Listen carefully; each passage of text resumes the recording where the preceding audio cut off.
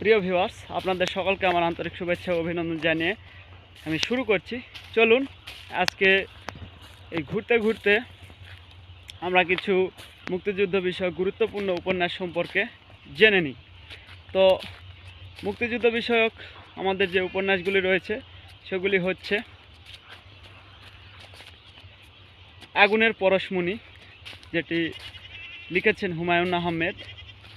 এরপরে হচ্ছে শ্যামল ছায়া, এটিও লিখেছেন হুমায়ুন আহমেদ।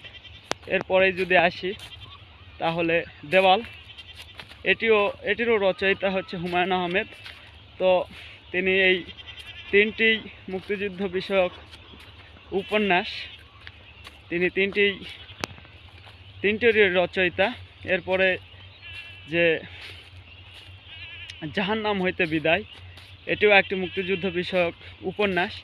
এইটি